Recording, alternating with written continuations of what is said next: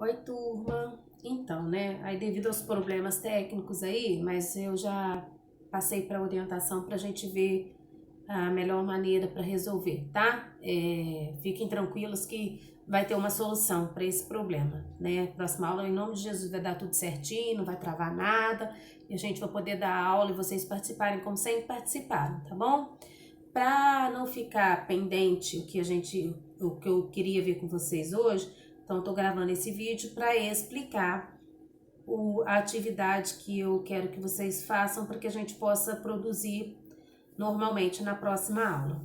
Bom, eu ia fazer essa atividade, a primeira atividade, com vocês até o número 2 nós iríamos fazer juntos. Então, aí agora vocês vão ter que fazer em casa. Então, aquilo que eu expliquei, a gente já viu sobre o texto narrativo, então nós vimos muita coisa, né, questão de como que é a estrutura desse tipo de texto, né, vimos a questão dos personagens também, né, que tem personagem que personagem narrador, que é aquele que participa da história, o observador, que é aquele que conta a história, né, e tem o personagem onisciente que sabe todos os personagens, sabe detalhes da história, né? Mas ele não participa, mas sabe detalhes da história, essa coisa toda, né? Vimos também, eu coloquei até coloquei como para vocês relembrarem, né? Isso que a gente viu, né? Sobre a estrutura, que a gente tem a apresentação, onde a gente insere os personagens, onde a gente dá as características desse personagem, características físicas, às vezes características psicológicas, onde a gente determina o espaço, né, o local onde está sendo contada essa história, né, da onde está sendo narrada essa história, o tempo, né, e aí a gente também tem a parte do desenvolvimento, onde a gente põe ali os fatos, os acontecimentos, né? Tudo ali se desenvolvendo, tudo tendo um link, uma coerência para fazer sentido. E temos o clímax, que é a parte principal, que é aquela parte surpreendente da história, antes do desfecho, que é o final, a conclusão ali, o fechamento do ciclo desses personagens, da trama em si, né? Vocês sabem também aquela questão do personagem principal, né?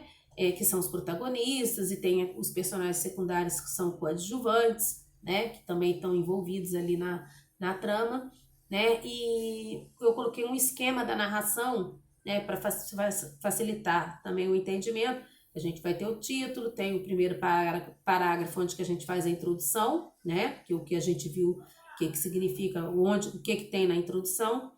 Geralmente, segundo e terceiro parágrafo, a gente faz o desenvolvimento, onde a gente vai inserindo os acontecimentos, né, detalhando, né, alguns personagens e tal, esses acontecimentos. E, por fim, o quarto parágrafo, que é a consequência final dessa nossa narrativa da história. E na narrativa existem, né, vários tipos de narrativas, né? Diversos tipos, que aí a gente tem romance, novela, conto, crônica e fábula. E hoje a gente vai ver um pouco sobre fábula, né? E aí eu até perguntei para vocês se vocês sabiam o que era fábula, se sabiam alguma característica, vocês chegaram a falar algumas características para mim. Então, aí eu coloquei lá um texto informativo também, que bacana, né? Que a gente também já estudou, né?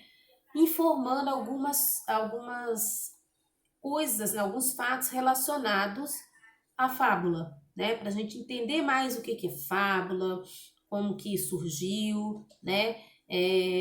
Alguns pontos interessantes desse tipo de narrativa, tá?